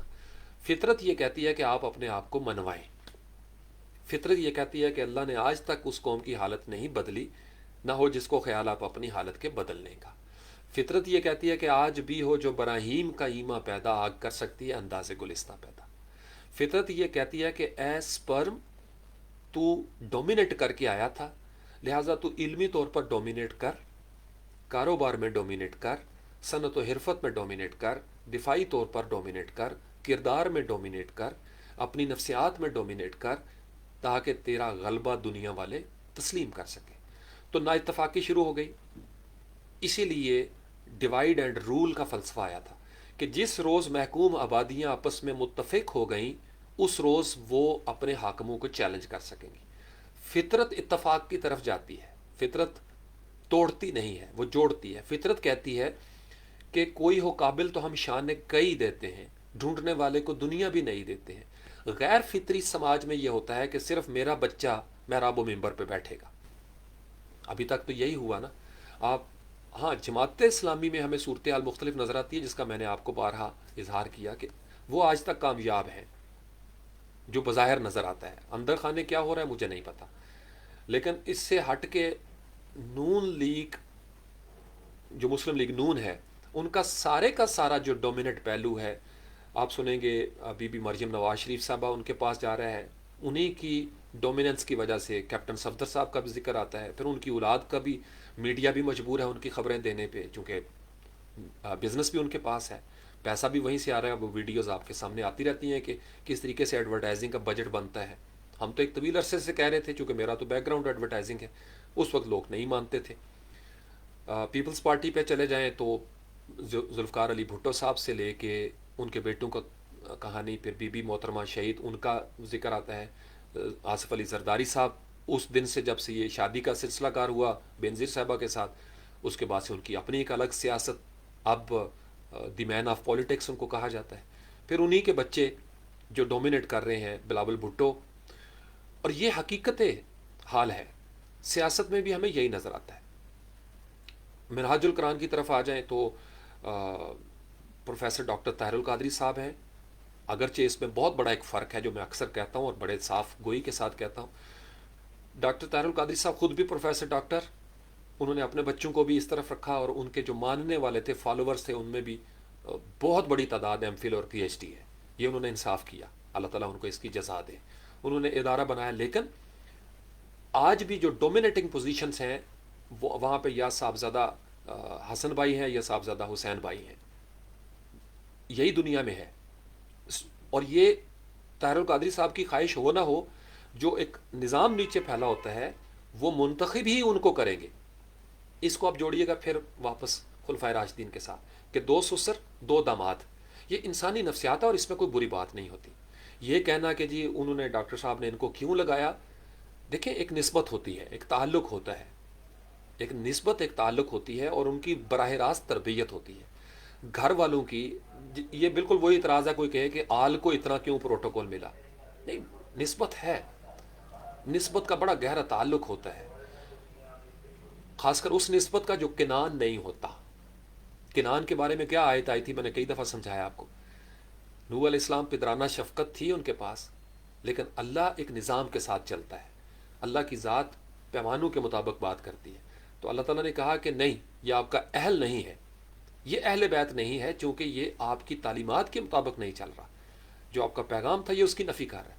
تو اگر ڈاکٹر طاہر القادری صاحب کی اولاد میں بھی کوئی ایسا ہو جو ان کی تعلیمات کے مطابق نہیں چل رہا، تو وہ اہل بیت نہیں ہوگا، یعنی وہ ان کی نسبت میں ہوتے ہوئے بھی ڈوب جائے گا. یہ فلسفہ سمجھے. یہاں پہ سیاست جب کوئی کر رہا ہوتا ہے تو ہم دیکھتے ہیں کہ ہم کس چیز کو چیلنج کر رہے ہیں، اور جس کو چیلنج کر رہے ہیں کیا ہمارے ہاں بھی وہی نہیں. آپ چھوٹی سی مسجد میں چلے جائیں مقامی سطح پہ، مولوی صاحب کی خواہش ہے کہ انہوں دا پتر محراب و ممبر تے بوے، اور کوئی بری خواہش تو نہیں ہے. ہاں، برا اس وقت ہوگا کہ ایک بچہ اس قابل نہ ہو اور پھر بھی اس کو محراب و ممبر پہ بٹھا دیا جائے. میں اتنے حصے پہ بولتا آ رہا ہوں، اتنے حصے پہ میری اگر سیاست ہے تو صرف یہ غیر فطری جو معاملات ہیں اس کے اوپر بولنے والی سیاست ہے. میں یہ کہتا ہوں کہ آپ حکمران ہیں، آپ عدل کا نظام مساوی سطح پر نیچے تک جانے دیں، تعلیمی نظام نیچے تک جانے دیں، اوپن میرٹ پہ رکھیں. میں کیوں اس الیکشن کمیشن کے غیر فطری پہلو کو نہیں مانتا؟ اس لیے کہ انہوں نے جو الیکٹ کرنے کا اصول بنا لیا ہے وہ غیر فطری ہے. اس کے اندر خرچہ جب تک نہیں ہوگا آپ اوپر نہیں آ سکتے. میں نے آپ کو بتایا 150 سے زائد پتہ نہیں کتنی سینکڑوں جماعتیں ہیں جو رجسٹرڈ ہو چکی ہیں. ابھی ریسنٹلی 8 جماعتیں رجسٹرڈ ہوئی ہیں. وہ ڈومینیٹ نہیں ہے. آخر کار ان کو بھی اوپر یا مسلم لیگ کی طرف جانا پڑے گا یا پیپلز پارٹی کی طرف جانا پڑے گا، یا اب پی ٹی آئی ایک ڈومینیٹنگ فیکٹر بنا. لیکن پی ٹی آئی کس طرح ڈومینیٹنگ فیکٹر بنا کہ جو وننگ ہارسز تھے ان کو وہاں سے توڑا. وہ ساری کہانیاں آپ سنتے رہتے ہیں. چونکہ جو عمران خان صاحب کا خواب تھا وہ نوجوان ابھی تیار نہیں ہوئے اس طریقے سے. تو اس لیے کسی کو بھی بٹھا دیا جائے وزارت عظمیٰ کے عہدے پر تو وہ بظاہر تو وزیر اعظم ہے لیکن ڈومینیٹ نہیں کر رہا. کیوں نہیں کر رہا؟ چونکہ انٹرنیشنل پولیٹکس میں ڈومینیٹ کوئی اور کر رہا ہے. تو پھر 2 حصوں میں تقسیم ہو جاتی ہے سیاست. ایک سیاست کا وہ حصہ ہے جو عوام کو مطمئن رکھنے والا ہے تاکہ لوگ بھی مطمئن رہیں، اور ایک حصہ وہ ہے جو حقیقت حال پہ ہوتا ہے، گراؤنڈ ریالٹیز کے مطابق. اور وہ یہ ہوتا ہے کہ ہماری ہوا اکھڑ چکی ہے، ہم اقوام متحدہ کے ساتھ ٹکر نہیں لے سکتے. پوری دنیا میں ایک طویل عرصے سے مسلمانوں کے اوپر ظلم و ستم ہو رہا ہے. اقوام متحدہ نے کیا کیا ہے؟ یہ آپ کے ہمسائے میں کشمیر کے ساتھ کیا ہو رہا ہے، فلسطین کے ساتھ کیا ہو رہا ہے. تو صرف کاغذی کارروائی کے طور پر ثواب کی خاطر، چونکہ مغلوب یہی کر سکتے ہیں، یہاں لائن بنا کے کھڑے ہو جائیں، ہم نے جی اتنا لمبا احتجاج کیا، یہ رسیاں پکڑ کے کھڑے ہو جائیں، جھنڈا لہرا دیں، نعرے مار دیں، دن مقرر کر دیں، بس سیمینار کر دیں، زیادہ سے زیادہ کوئی مجالس منعقد کر دیں. عملی جد و جہد، غالب اکثریت جب تک آپ نہیں بنتے، غلبہ نہیں ہوتا، آپ عملی اس طرف نہیں آ سکتے. چونکہ نہ تو ہم غزوات لڑ رہے ہیں، نہ ہم معاشی طور پر اوپر آ رہے ہیں. آج پاکستان اگر بہت ڈومینیٹ کر جائے معاشی طور پر عدل کے نظام میں، تو آج پاکستان جو کہے گا وہ مان لیا جائے گا. تو ہمیں پھر ریکویسٹ کرنی پڑتی ہے، دیکھیں نا جی اقوام متحدہ کی قراردادوں کے مطابق فیصلہ کریں نا، پلیز پلیز پلیز پلیز فیصلہ کریں نا. دیکھیں نا آپ نے کہہ دیا تھا، دیکھیں نا آپ نے خود ہی کہا تھا کہ جی یہ ہمارا حصہ نہیں ہو رہا. نظام چل رہا ہے، فلسطین میں بھی نظام چل رہا ہے. اسرائیل کی ٹیکنالوجی کہاں سے کہاں پہنچ گئی، فلسطین کہاں پہ بیٹھا ہوا ہے. فلسطین کے حق میں نعرے مارنے والوں کی ٹیکنالوجی کہاں پہ جانی چاہیے تھی، نہیں پہنچی. تو جب آپ قوت و اختیار کے اس مرکز پہ نہیں ہیں تو پھر آپ کی نہ آواز سنی جائے گی، نہ پرواز دیکھی جائے گی، کیونکہ نہ آپ اس افق پر پرواز کر سکتے ہیں، نہ آپ کی آواز اتنی بلند ہو سکتی ہے. یہ ساری تمہید کس لیے میں نے باندھی؟ ایک دور تھا جب پوری دنیا میں عربی سیکھنے کے مراکز تھے، کیونکہ عربی بولنے والے، فارسی بولنے والے ڈومینیٹ کر رہے تھے پوری دنیا کو. انہی کا کیلنڈر، انہی کی ثقافت، انہی کی تہذیب. لوگ جو بادشاہ تھے یا جو آبادیاں تھیں وہ اپنے بچوں کو بھیجتے تھے کہ جاؤ جا کے یہ زبان سیکھو، چونکہ یہ ڈومیننٹ طبقے کی زبان ہے. پھر یہ ہوا کہ وہ جو بولنے والے تھے وہ مغلوب ہو گئے. برصغیر پاک و ہند کی تاریخ اگر آپ پڑھیں تو ہمارا خلجیوں کا زمانہ، یہ سارا تغلق اور غلامان، عہد غلامہ یا مغلوں کا دور آپ آ جائیں تو آخری بادشاہ، مغل بادشاہ بہادر شاہ ظفر، قسطوں میں زوال شروع ہوا. جب تک یہ غالب تھے تو فارسی دربار کی زبان تھی، سرکاری زبان فارسی تھی. پھر ایسٹ انڈیا کمپنی شروع ہوتی ہے. ایسٹ انڈیا کمپنی آہستہ آہستہ آہستہ آہستہ ڈومینیٹ کرتی چلی جاتی ہے. جو غالب تھے وہ مغلوب ہونا شروع ہوئے اپنی ناچاکیوں کی وجہ سے، لالچ کی وجہ سے، طمع کی وجہ سے. مختلف جو کام ان کو کرنا چاہیے تھا اس سے غافل ہو گئے، لہٰذا آہستہ آہستہ ان کی قوت و اختیار چھنتی چلی گئی. گھروں میں، محلات کے اندر محلاتی سازشیں شروع ہو گئیں. برصغیر پاک و ہند کے اندر تو ویسے ہی پہلے سے محرومیاں تھیں مغلوب طبقات کے ہاں. اس وقت بھی غلام گردشیں تھیں، اس وقت بھی بادشاہوں کو نہلانے والے بندے الگ ہوتے تھے، ان کے پانی گرم کرنے والے الگ تھے، پنکھا جھلنے والے الگ تھے. اور یہ کوئی بری بات نہیں، یہ فطرت ہے. آپ کسی نے فیکٹری لگائی ہے تو وہ تو نہیں نا آپ کے لیے گیٹ کھولے گا، اس نے آپ کے لیے گیٹ کیپر رکھا ہوا ہے. اب گیٹ کیپر جو ہے اس کا جاب ہی یہ ہے، اس کو اس کی تنخواہ مل رہی ہے. تو کوئی بری بات تو نہیں ہے اس کے اندر کہ جی مجھے فلاں صاحب کی گاڑی جو ہے نا وہ چلانی پڑتی. نہ چلاؤ بھائی، گھر میں بیٹھے رہو. تو چلانی پڑتی ہے چونکہ آپ اسی لیول پہ ہیں، اسی مقام پہ ہیں فطری طور پر. ہاں اگر غیر فطری تقسیم ہوئی ہو تو اس کے خلاف میں بھی بات کرتا ہوں، کرنی چاہیے بھی. کہ اگر آپ نے ماحول ایسا بنا لیا ہے کہ کسی دوسرے کا بچہ مالک نہ بن بیٹھے تو پھر آپ غلط کر رہے ہیں. اور اس کے اوپر آپ کا قلم بھی اٹھنا چاہیے، اس کے اوپر آپ کی جد و جہد بھی ہونی چاہیے، آپ کو محنت کر کے اوپر آنا چاہیے. اور اگر نظام ایسا ہے کہ جو آپ کو آپ کی محنت کا پھل نہیں دے رہا تو پھر اس نظام کو اٹھا کر پٹخ دینا چاہیے. جیسے ایک طویل عرصے سے بڑے بڑے دانشور یہ نتیجہ نکال چکے ہیں کہ جب تک یہ نظام قائم ہے اس میں غریب لوگ اوپر نہیں آ سکتے. کوئی غریب پارٹی رجسٹر تو آپ کروا سکتے ہیں نا. میں نے آپ کو بتایا سینکڑوں جماعتیں ہیں، کبھی ان کا نام نہیں سنا ہوگا آپ نے، اکا دکا آوازیں آتی ہوں گی ان کی. اپنے خاندان والے بھی دو چار ووٹ نہیں دیتے، ضمانتیں ضبط ہوتی رہتی ہیں. جب تک آپ ڈومینیٹ نہیں کر رہے کسی حوالے سے، یا تو آپ کی فیکٹریاں بہت زیادہ ہوں تو آپ اس نظام میں سروائیو کر جائیں گے، یا بہت لیول کے پیر ہوں اور آپ کے مریدوں کی ایک لمبی چوڑی تعداد ہو تو آپ کو ووٹروں کی پریشانی نہیں ہونی چاہیے. یا آپ کسی ادارے میں، کسی طاقتور ادارے سے ریٹائرڈ ہیں اور اس میں رہتے ہوئے آپ نے طاقت اکٹھی کی، آپ کے پاس فارم ہاؤس بھی ہیں، آپ کے پاس بھی کافی سارے لوگوں تک پہنچانے کا دیگیں آپ کی چلتی ہیں، لنگر چلتا ہے اور آپ کا انفلوئنس ہے، تو بھی آپ کو ووٹر مل جائیں گے. چوتھا یہ ہے کہ مذہبی طور پر اگر آپ کے بہت مدارس ہیں، یتیم بچے وہاں پہ پڑھ رہے ہیں اور پتہ نہیں کیا کیا ہو رہا ہے، تو بھی آپ کی ڈومیننس ہے. یا ان چاروں کے ساتھ آپ کا تعلق ہے، آپ ان کے وفادار ہیں، مخلص ہیں، محسن ہیں، تو بھی آپ کا کہیں نہ کہیں چھوٹا موٹا ٹک ٹک آپ چل جائے گا، سٹیپ بائی سٹیپ آپ اوپر آ جائیں گے. یہ وہ نظام ہے جو سیاسی نظام چل رہا ہے. جیسے ہمارے ہاں بڑے غریب بچوں نے محنت کی، سی ایس پی آفیسر بنے تو آپ نے دیکھا کہ ان کا خاندان ڈومینیٹ ہونا شروع ہو گیا. جو کمیشن لے جاتا ہے آرمی نیوی ایئر فورس میں وہ ڈومینیٹ ہو جاتا ہے. آہستہ آہستہ ڈومیننس قدرے بہتر ہو جاتی ہے. کوئی جب تک آپ چھوٹے لیول کے غریب غربا وکیل بھی رہتے ہیں آپ کی کوئی ڈومینیٹ نہیں، آپ بس کچہریوں کے باہر تھڑا لگا کے بیٹھ جائیں. لیکن اس میں بھی آپ کی ڈومیننس کا سفر الگ الگ سے ہوگا، آپ کو الگ سے غلبہ لینا پڑے گا. پھر کوئی وکیل غالب آ جاتا ہے، عام جج صاحبان کا آپ ذکر نہیں سنتے ہوں گے، لیکن جیسے ہمارے معزز جج عطر مین اللہ صاحب، ان کی آپ آواز سنیں گے، یا اور دیگر سپریم کورٹ اعلیٰ عدلیہ کے جج صاحبان ہیں. تو کون کہاں پہ کیسے ڈومینیٹ کر رہا ہے، وہ غلبہ آپ کو ہر جگہ پہ دکھائی دیتا ہے. اگر آپ اپنی ذات سے سفر شروع کریں فطری انداز میں، اور آپ کو راستے میں رکاوٹیں پڑیں غیر فطری انداز میں، تو اتنے حصے کے اوپر آپ کو تنقید کرنی چاہیے. یہ جو ہم غیر فطری بحثوں میں پڑے ہوئے ہیں نا، کہ ہم اس بحث میں پڑے ہوئے ہیں کہ ہیپی نیو ایئر کہنا ہے یا نہیں کہنا، کرسمس کہنا ہے یا نہیں کہنا، جبکہ حقیقت حال یہ ہے کہ الشمس والقمر بحسبان، آپ کا جب سورج طلوع ہوا آج، تو وہ 1 جنوری کا سورج تھا. تو سورج جب طلوع ہو جاتا ہے تو ہمارے آفیسز، سورج کے طلوع ہونے سے ہمارے آفیسز شروع ہو جاتے ہیں. ٹھیک ہو گیا. چاند بھی اللہ کا، سورج بھی اللہ کا. اور اللہ کی زمین پر قاعدہ یہ ہے کہ جب عربی بولنے والے غالب تھے تو ہجری کیلنڈر بھی غالب تھا. اب عیسوی کیلنڈر کیوں غالب ہے؟ چونکہ زیادہ تر جو کرسچن ڈومینیٹ کر رہے ہیں وہ انگریزی زبان والے ہیں. پہلے برطانیہ دکھائی دیتا تھا، اب امریکہ دکھائی دیتا ہے.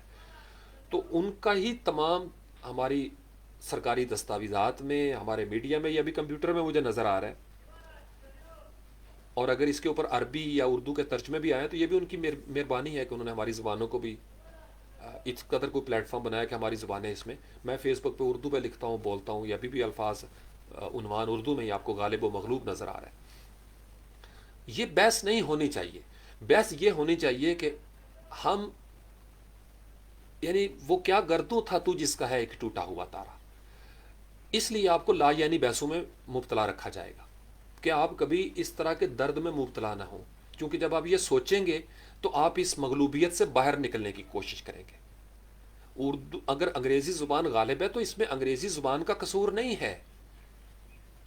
انگریزی زبان کا قصور نہیں ہے.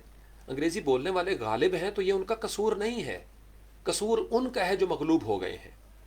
دیکھیں آپ، اگر آپ آسان شکار ہیں تو شکار کرنے والے کا قصور نہیں ہے، کیونکہ شکار فطرت میں ہے.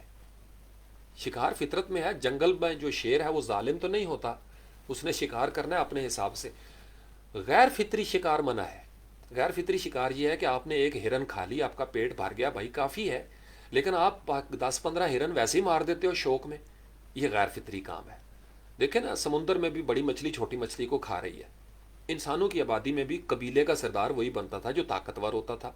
ترلے کرنے سے، منت سماجت سے سرداری نہیں ملا کرتی. یہ اللہ کا نظام ہے اس پوری دنیا میں. میں نے آپ کو اسلام کی تاریخ بتا دی. دیکھیں نا، بہت سارے ایسے صحابہ اکرام ہیں رضوان اللہ علیہ اجمعین جن کا نام بھی ہمارے پاس نہیں پہنچا، لیکن بہت سارے ایسے ہیں جن کی ایک ایک بات، روز و شب کے معاملات ہمارے تک پہنچے ہیں. ڈومینیٹ کیا تھا انہوں نے. تو کہیں نہ کہیں کوئی نہ کوئی ڈومینیشن ہونی چاہیے. یہ غالب و مغلوب کا فطری فلسفہ ہے. اپنے سماج کے اندر غیر فطری چیزوں پہ بولیں. غیر فطری چیزیں یہ ہیں کہ اس نظام انتخاب کے اندر ہر بندے کو ایکول اپرچونٹی ہونی چاہیے.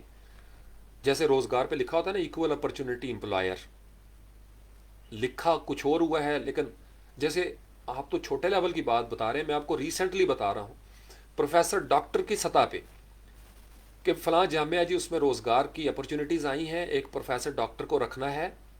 میں نام نہیں لے رہا حفظ ما تقدم کے طور پر، چونکہ ابھی میرے پاس مکمل تحقیق نہیں ہوئی. ویسے واقعہ، چونکہ اس لیے واقعے کو مانتا ہوں کہ ایسے واقعات ہمارے معاشرے میں عام ہیں. تو مختلف علاقوں سے پی ایچ ڈی ڈاکٹرز بیچارے آئے، اپلائی کیا انہوں نے. ایک بندہ پہلے سے اس کا انٹرویو کر کے اس کو رکھ لیا گیا تھا. صرف خانہ پوری کی جاتی ہے، باقی بندہ پہلے رکھ لیا جاتا ہے. اور یہ روزمرہ مشاہدہ ہمارا کہ جاب پہ ایک بندہ رکھ لیا جو ڈومینیٹ کر رہا تھا. جو رکھا گیا ہے نا وہ کسی کی سفارش ہوگا، کسی ڈومینیٹ بندے نے فون کیا ہوگا. جیسے یہ آج پی ٹی آئی کا زمانہ ہے، ان کی تقریر اور ہے، تحریر اور ہے، ان کا عمل اور ہے. نظر آ رہا ہے ان کی تقریریں سنتے جاؤ تو لگتا ہے ان سے زیادہ اچھا بندہ ہی کو نہیں. لیکن جو عملی طور پر سہ رہے ہیں ستم، وہ جب بات کرتے ہیں وہ کہتے ہیں یہ پتہ نہیں کیا کیا کس دنیا کا نقشہ کھینچ رہے ہیں. مثلا انہوں نے کہا تھا جی ہم میرٹ کے ساتھ چلیں گے. ان کے دور حکومت میں خانساموں کی، یہ جو نیچے لوअر کلاس کی بھرتیاں اس کے لیے بھی اس مقامی علاقے کے، یہ میں ملتان کا آپ کو بتا رہا ہوں، سکولوں کی بھرتیوں کے اندر انہوں نے انفلوئنس دیا ہے، لسٹیں بھیجی ہیں ہیڈ ماسٹروں کے پاس کہ جی یہ ہمارے بندے ہیں، ان کو خاکروب بھرتی کر لیں، ان کو چوکیدار بھرتی کر لیں۔ پی ٹی آئی کے زمانے، بری بات نہیں ہے، یہی تو چل رہا ہے اس نظام کے اندر۔ یہ جتنی جابز ہیں اگر آپ ان کی تاریخ اٹھا کے دیکھیں تو کسی نہ کسی کی جگہ پہ سفارش ہے، رلتا وہی ہے جس کی سفارش نہیں ہے اس ملک۔ میں آپ کو اپنے گھر کا قصہ سنا چکا ہوں زمین کے حوالے سے، سب کو پتہ ہے کہ پٹواری رشوت لیے بغیر ایک قدم آگے نہیں چلتے، کون روک سکے گا اس کو؟ اقرار الحسن کے کبھی کبھی اکا دکا پروگرام آ جاتے ہیں سریعام میں، ہم سمجھتے صرف یہ پہلی دفعہ ہوا ہے کہ تھانے میں ایسا ہوا ہے، یا پہلی دفعہ ہوا ہے کہ پیسے لے کے انہوں نے ٹرک کو گزرنے دیے، ہو رہا ہے کیا؟ غریب آدمیوں کو لتر پریڈ ان کی نہیں ہوتی؟ یہ تھانے، یہ ناکے، یہ صرف میرے اور آپ کے لیے ہیں، ڈومینیٹ کرنے والوں کے لیے یہ نہیں ہے۔ ایک کال کافی ہے، گاڑی کا شیشہ نیچے اترتا ہے اور کہتی تمہیں پتہ نہیں میں کس کی بیٹی ہوں، کس کی بیوی ہوں۔ یہ اکثر آپ ویڈیو سنتے رہتے ہیں، یہ ریالٹیز ہیں، اس کو تسلیم کریں۔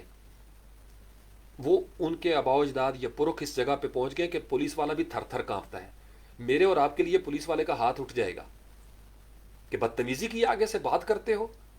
یہ اس لیے میں درد سے بات کرتا ہوں کہ میرے سامنے جب میں ایڈورٹائزنگ میں تھا، ایک میرا کریٹو مینیجر تھا، آرٹ ڈائریکٹر، آرٹ مینیجر، تو پولیس نے، وہ بیچارہ کتنا عرصہ سو نہیں سکا، ایک غریب پولیس والے کا ہاتھ اٹھ گیا اس کے اوپر۔ اس نے کہا، مجھ سے ایک ہی سوال آ کے پوچھا ہوتے ہوئے، کہتا شاہ جی یہ پولیس والا اپنے سے طاقت والے کو بھی تھپڑ مارے گا؟ میں نے کہا نہیں مارے گا، آپ چونکہ بائک پہ تھے اس لیے آپ کو تھپڑ مارا اس نے، یہ ہمارا عام رویہ، اپنے سے غریب کے اوپر ہم چڑھ دوڑتے ہیں۔ مجال ہے کسی سائیکل والے کی کہ وہ کار کے اوپر ایک ڈینٹ ڈال دے تھوڑا سا، یا اسکریچ آ جائے، کار والا نکلے گا، اس کو دیکھو کیا کر دے گا، کیونکہ اس کو لگتا ہے کہ میں ڈومینیٹ ہوں۔ اپنے سے بڑی گاڑی والی کو دیکھ کے آپ مسکرائیں گے، نہیں نہیں اٹس اوکے، کوئی بات نہیں ہوگی، خیر ہے۔ ذرا سا ریڑی والا آپ کے ساتھ ٹکر کھا گیا تو آپ نے کہا آپ کو پتہ ہے الو کے پٹھے، یہ 40,000 کا تم نے نقصان کر دیا میرا۔ یہی تو ہو رہا ہے ہمارے ہاں کہ غریب آدمی کے ہاتھ سے چھوٹا ہوا پانی اگر آپ کے اوپر گر جائے تو آپ اس کو تھپڑ مارتے ہیں، امیر آدمی کی کافی آپ کے سفید لباس پہ گر جائے تو آپ کو برا نہیں لگتا، نہیں اٹس اوکے، ایکسیڈنٹس میں ہیپن، حادثہ ہے نا جی، ہو جاتا ہے، کوئی بات نہیں۔ یہ ہمارا، یہ انسانی نفسیات ہے۔ تو غالب و مغلوب ہونے کی ایک فطری فلسفہ ہے، ایک اس میں غیر فطری پہلو ہے۔ تو میں فطری فلسفے کو مانتا ہوں اور اس لیے آپ لوگوں کو قوت و اختیار کی دعوت دیتا ہوں کہ یہ اسلام چاہتا ہے کہ آپ مختار ہو جائیں، آپ قوی ہو جائیں، آپ غالب آ جائیں۔ اسلام اس بات سے نہیں روک رہا۔ ہمیں مغلوب رکھنے والے، جو اکثر یہ ہوتا ہے کہ جس پیر نے اپنے مریدوں کو 3 دہائیوں تک پیر ہی رکھا ہے وہ غیر فطری ہو گیا ہے۔ میں پروفیسر ڈاکٹر طاہر القادری صاحب کی سب سے زیادہ مخالفت کرتا اگر ان کے ماننے والے ایکول اپرچونٹی کے ساتھ اوپر نہ آئے ہوتے، جو کہ مجھے نظر آتا ہے کہ عام سطح سے بندہ اٹھا ہے اور ان کی سٹرکچرل اس تقسیم کے اندر بہت اعلیٰ درجے پر بھی گیا ہے۔ جماعت اسلامی کو بھی میں اس وقت تک فطری سمجھتا رہوں گا جب تک وہ فطرت کے مطابق پاور کی تقسیم کرتے ہیں، لیکن ہماری سیاسی جماعتوں میں بہت ساری چیزیں غیر فطری ہو رہی ہیں جو کہ نہیں ہونی چاہیے۔ دیکھیں فطری عہدے تو آپ نے برقرار رکھنے ہیں، وہ آپ کوئی کہہ دے کہ جی مریم نواز شریف صاحبہ کے پاس کیوں اتنا اختیار ہے؟ بھائی ان کے ابا جی مطلب وزیر اعظم رہ چکے ہیں، سارا ہے ان کا نظام ہے، تو ان کے پاس پاور آنی چاہیے۔ They have got money to advertise, تو آپ کو مصروف کیا ہوا ہے، انہوں نے گالیاں دینے میں مصروف رکھا ہوا ہے آپ کو لوگوں نے۔ یہ میں اس لیے کہتا ہوں یہ جو لوگ ہیں نا اوپر، آپس میں تو یہ ٹھیک ہیں، آپس میں ٹھیک ہیں یہ، کیونکہ ان کو پتہ ہے وہ اپنا ڈومینیشن نہیں ختم کرتے، انہیں پتہ ہے کہ عوام اگر سچ تک پہنچ گئے تو ڈومینیٹ کر جائیں گے، اس لیے آپ کو جھوٹ بول بول کر نفرتوں میں تقسیم کر کے رکھا جاتا ہے۔ آپ کو مسلکوں کی آڑ میں، فرقہ واریت کی آڑ میں نیچے جب تک تقسیم نہیں کیا جائے گا تب تک آپ اوپر دیکھتے رہیں گے۔ اوپر دیکھنے کا مطلب آپ کے دل میں خواہش پیدا ہوگی کہ ہم نے بھی ایوانوں میں پہنچنا ہے۔ ایوانوں میں تو ان کو جانا چاہیے جو ان کی نسل در نسل انہی کا حق ہے۔ اب میں سے جیسے ایک دوسرے کا غریب بستیوں میں فرقے فتوے زیادہ لگتے ہیں غریب آبادیوں میں، لیکن وہ جو فتوے، مثال لے لیں صرف کلین شیو کا فتویٰ میرے اوپر لگ جائے گا غریب سطح سے، چونکہ میں بھی غریب سطح پہ بیٹھا ہوا ہوں۔ اصل اس بندے کا جہاد تو یہ ہے چلو جی عمران خان صاحب وزیر اعظم ہے ہمارے، وہ بھی کلین شیو ہے، تو مولوی صاحب جاؤ نا، جا کے اتنے بھی فتویٰ لاؤ نا. وہاں پہ نہیں لگائیں گے کیونکہ وہاں پہ دکانداری بند ہو جاتی ہے، لیکن میرے اوپر فتویٰ لگا کے ان کی دکانداری چمکتی ہے، چونکہ 10 بندے اور مروب ہو جائیں گے. یار شاہ جی کی بات نہیں سننی ہے تو ایک کلین شیف نے. یہ میں نے ایک آپ کو ایک دیگ میں سے نا چاول ایک چکھایا ہے تاکہ آپ کو پتہ چلے کہ ہمیں کن کاموں میں مصروف کیا جاتا ہے. یہ جی کرسمس کہنا ہے نہیں کہنا، ہیپی نیو ایئر کہنا ہے نہیں کہنا، پوری 24 گھنٹے ضائع کر دیے. او بھائی صاحب، وہی سورج ہے جو کل طلوع ہوا تھا، آج بھی وہی طلوع ہوا ہے. کیا نیا پن ہے؟ کچھ بدل رہے ہو یا نہیں؟ اور گھر کے چھوڑو ان بحثوں کو، یہ لا یعنی بحثوں کو. مال کماؤ، قوت و اختیار کی طرف آؤ، اپنی اولادوں کو اس طرف لے کے آؤ. جب تک غریب غربا بے بس رہو گے نا، جب تک اس نظام کو بدلنے کی جدوجہد نہیں کرے گے، یہ اس نظام میں آپ اور میں اور ہم سب مغلوب ہی رہیں گے، نسل در نسل غلام ہی رہیں گے. اور پاکستان کے لیے بھی یہی پیغام ہے. ہم چاہتے ہیں کہ اردو زبان دنیا میں سرکاری زبان ہو، تو اردو والوں کو طاقت حاصل کرنا پڑے گی. ابھی تو اردو ہمارے اپنے ہی دیس میں اس طریقے سے اس مقام و مرتبہ کے ساتھ سامنے نہیں آئی. جو غالب آتا ہے سماجی طور پر، معاشی طور پر، اسی کی زبان غالب آتی ہے، اسی کی ثقافت، اسی کی تہذیب. ٹیکنالوجی ان کے پاس، اسپیس میں وہ جا کے شادیاں کرنے کے چکر میں پڑے ہوئے ہیں. وہ بنا رہے ہیں اسپیس یونٹس کہ ان کی ڈیفنس فورسز اسپیس میں بھی آنی چاہیے. اسپیس فورسز وہ بنا رہے ہیں. میں اور آپ ابھی بیٹھے ہوئے سوچ رہے ہیں اپنی گلی محلے میں، یہ بھی کافر وہ بھی کافر. ہمیں زندگی کے مشاغل ایسے دے دیے گئے ہیں کہ ہم ترقی کر ہی نہ سکیں. اپنے کاروبار پہ توجہ دو، فار گاڈ سیک. اپنے آپ کو اور اس نظام کے ساتھ ہم نے بھی سینک پھنسائے ہوئے ہیں. بڑا مشکل ہے اس نظام میں لوور کلاس کا، مڈل کلاس کا اوپر اٹھنا. کوئی اکا دکا نکل گیا وہ مدد کرنا چھوڑ دیتا ہے، وہ بھی بڑی بستیوں میں جا کے گھر بنا لیتا ہے. یہ انسان کی فطرت ہے. اپنے غریب رشتہ داروں کو وہ بھی بھول جاتا ہے. میں فطرت کے قاعدوں کا قائل ہوں. فطرت یہ کہتی ہے کہ آپ سب کو وہ تعلیمی نظام دیں، عدل کا نظام دیں، ایک جیسا برتاؤ کریں، جو ہمارے ہاں نہیں ہو رہا. اور اس کے اوپر ظلم یہ ہے کہ جھوٹ بولے جاتے ہیں، منافقت ہو رہی ہے، اور اس منافقت کا نقصان غریبوں کو ہو رہا ہے. ہماری ہوا اکھڑی ہوئی ہے.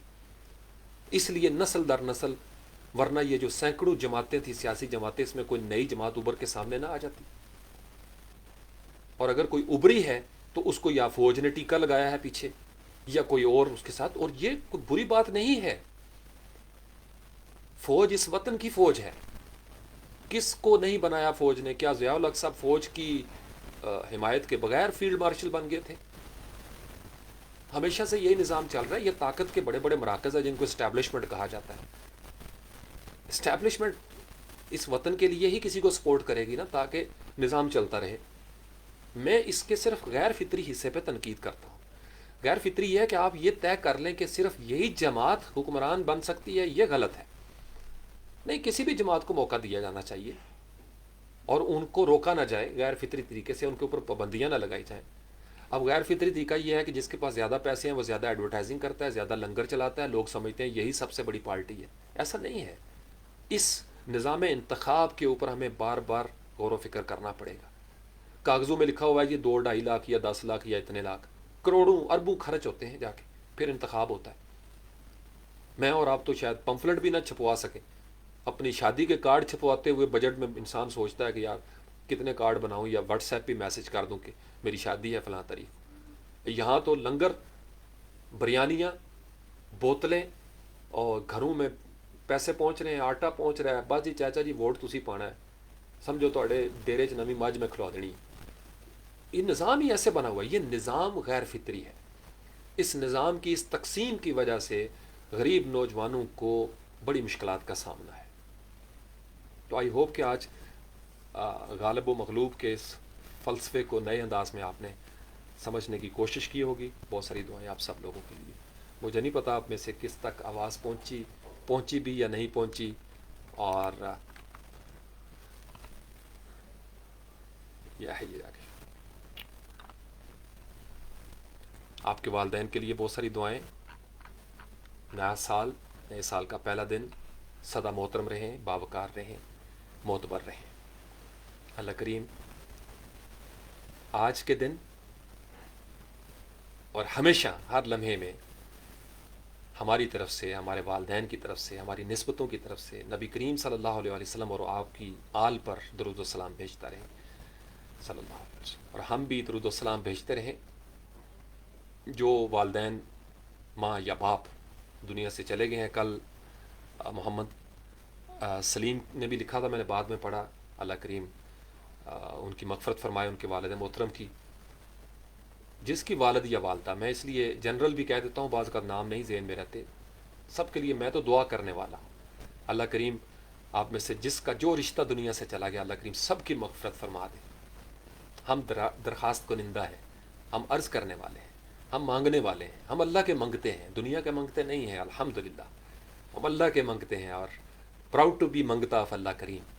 ہم تو نبی کریم صلی اللہ علیہ وسلم کے دربار میں اس طرح کر کے بیٹھنا پسند کرتے ہیں، اور دنیا کے بڑے سے بڑے بادشاہوں کے ساتھ آج تک نہ آپ کو کوئی تصویر نظر آئی ہے، نہ کبھی اس بات پہ تفاخر آپ کو میرے اندر نظر آئے گا۔ میں تو اس بات کو بڑے اچھے طریقے سے سمجھ چکا ہوں، ہم تو کٹیا میں بیٹھنے والے ہیں، چونکہ اس پاور کا ہونا بڑا ضروری ہے جس کو کردار کی قوت کہا جاتا ہے، میں اس چیز کو سمجھتا ہوں۔ لیکن آپ نوجوانوں کو کہتا ہوں کہ اس دنیا میں خلافت عثمانیہ کا آپ تاریخ پڑھ لو، یا آج کل ڈرامے ارطغرل اور عثمان، یہ صرف ڈرامے نہ دیکھا کریں، اس کے اندر سے اصلی پیغام یہ لیں کہ طاقتور کو اوپر آنا پڑتا ہے۔ فتح مکہ اسی وقت ہوگی جب آپ غالب آئیں گے، تلوار نہیں اٹھانی پڑی، جب آپ غالب آ جاتے ہیں نا تو پھر کشت و خون نہیں اتنا ہوتا، لیکن پہلے آپ اپنے آپ کو منوائیں تو صحیح نا، مختلف غزوات میں جب آپ غزوات میں منا لیتے ہیں نا، اپنے آپ کو منوا لیتے ہیں، پھر تلوار نہیں اٹھانی پڑتی، پھر آپ چلتے ہیں اور لوگ سرنڈر کر جاتے ہیں۔ حکم آتا ہے رات کو آر یو ود اس اور ناٹ، تو سرنڈر کرنا پڑتا ہے۔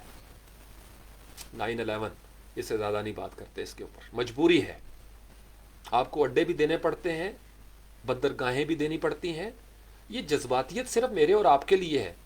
آپ کا کیا خیال ہے کہ آپ کو لگتا ہے کہ جو کسی وزیر نے آ کے کہہ دیا کہ ایسا نہیں ہوگا تو ایسا ہی ہوگا؟ او بھائی، بڑے ہو جائیں۔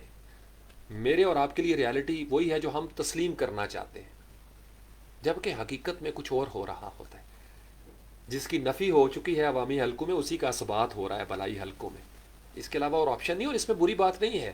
بڑے ہو کر سوچا کریں نا چیزوں کو، ورنہ اسی طرح ہی رہیں گے کہ سیاسی جماعت رجسٹرڈ کریں گے اور وہ وہیں پڑی رہے گی۔ سیاسی جماعت رجسٹر کرنے سے پہلے آپ کے پاس وہ ڈومیننس ہے؟ اگر آپ کے پاس ڈومیننس نہیں ہے تو آپ کے نام کی رجسٹرڈ کردہ سیاسی جماعت بھی مغلوب رہے گی، وہ بھی مغلوب رہے گی، آپ کا بزنس بھی۔ آپ کو دیکھیں، Bill Gates, Steve Jobs, Jack Ma, اس طرح کے جو لوگ ہیں، حتیٰ کوئی سائنسدان بھی جب تک ڈومینیٹ نہیں کرتا اس کی آواز نہیں سنی جاتی۔ ڈاکٹر کو دیکھ لیں، ہر ڈاکٹر ڈومینیٹ نہیں کر رہا، وکیل، پیر بھی اولے تے بھاری ہوندے نے، مولوی بھی سارے ایک طرح کے مزاج کے نہیں، ڈومینیٹ کرنا پڑتا ہے، خطیبوں کو ڈومینیٹ کرنا پڑتا ہے۔ یہاں سوشل میڈیا پہ آپ دیکھ لیں، اپنا اپنا ڈومیننس ہے نا۔ ایک کچھ میرے جیسے طبقات بھی ہیں جو ڈومینیشن کی گیم سے ہی باہر آ کے ایک جگہ پہ بیٹھ گئے ہیں، لیکن آپ کے لیے فلسفہ وہی ہے، فطرت والا۔ فطرت کسی کو نہیں روک رہی، فطرت آپ کو ایکول اپرچونٹی امپلائر ہے۔ یہ وطن ہمارا ہے، اس وطن کے نظام کے اندر جتنا غیر فطری پہلو ہے اس کو نکالنا پڑے گا، ادروائز اس میں شامل چند قلیل تعداد میں پیر، ملا، فقیر، جو بھی صحافی، وہ تو فائدے میں رہیں گے جو سٹیک ہولڈرز ہیں، لیکن اکثریت عوام کی غریب رہے گی، ان کو انصاف نہیں ملے گا، ان کی گلیاں، ان کے سکول، ان کے ہاسپٹل اسی طریقے سے قسم پرسی کے عالم میں رہیں گے، جو کہ ہمیں نظر آ رہا ہے۔ یہ نظام برے طریقے سے ناکام ہو چکا ہے عدل و انصاف کو بحال کرنے میں۔ یہ دھوکہ کا، فریب کا نظام ہے، دھن دھونس اور دھاندلی کا نظام ہے۔ بڑے بڑے دانشوروں نے، پی ایچ ڈی لیول کے دانشوروں نے یہ نتیجہ نکال دیا ہے۔ ہم کسی معجزے کے انتظار میں بیٹھے ہیں؟ نہیں، ہماری صفوں میں کچھ ایسے لوگ شامل ہو چکے ہیں جو اس نظام کی بلے بلے کرتے ہیں، چونکہ اس میں وہ خوش ہے، انہیں سمجھ آ گئی ہے کہ اس میں حکومت کیسے بنانی ہے۔ مجھے اور آپ کو ابھی یہ بھی سمجھ نہیں آئی کہ ہم محکوم بنا لیے گئے ہیں، غلام بنا لیے گئے ہیں نسل در نسل۔ وما علینا الا البلاغ المبین وآخر دعوانا ان الحمد للہ رب العالمین۔ بہت ساری دعائیں عیسوی کیلنڈر کے اس پہلے دن نئے سال کی، وہی دعائیں ہیں، اور کچھ ایسے مریض بھی ہوں گے جن کی دوائیں بھی وہی ہوں گی جو 2021 والی تھیں، 2022 میں بھی انہوں نے صبح وہی کھائی ہوگی دوائی، خواہ وہ ڈائبٹیز کی ہو، اللہ معاف کرے کسی اور بیماری کی ہو. تو اگر آپ کے پاس چربی وہی ہے جو 2021 میں ہے، آپ کا پیٹ اتنا ہی موٹا ہے جتنا 2021 میں تھا، توند اتنی ہی نکلی ہوئی ہے، تو پھر کیا نیا سال بھائی. ارے بابو نیاپن پیدا کیجئے، خود کو سمارٹ کیجئے، توند گھٹائیے، وزن کم کیجئے، فالتو چربی آنکھوں سے اور وجود کے حصوں سے دور کیجئے، پہلے سے سمارٹ ہو جائیے. یہ نیاپن ہے. اس کو کہتے ہیں happy new soul, happy new body, happy new vision. اس طرف آئیے. پھر میں اور آپ، ہمیں یہ بحث کرنی چاہیے کہ نیاپن ہے یا نہیں ہے. واقعی تو لفظ ہے بھائی، ادھر سے ادھر کمپیوٹر نے آٹومیٹیکلی 12 بجائے اور 1122، 1122 ہو گیا، 1122. نیاپن کیا ہے بھائی؟ نیاپن پیدا کیجئے. کاش سمجھ جائے میں نے ہنستے ہوئے کیا کڑواہٹ آپ لوگوں تک پہنچا دی. سبحان ربک رب العزت عما یصفون وسلام علی المرسلین والحمد للہ رب العالمین. السلام علیکہ ایہا النبی ورحمۃ اللہ وبرکاتہ. السلام علینا وعلی عباد اللہ الصالحین. رب ارحمہما کما ربیانی صغیرا. ربنا لک الحمد. اے ہمارے پروردگار، سب تعریفیں آپ کے لیے ہیں. نبی کریم صلی اللہ علیہ وسلم، آپ کی آل پر اللہ کے علم کے حساب سے درود و سلام. مجھے اجازت دیجیے گا. السلام علیکم ورحمۃ اللہ وبرکاتہ.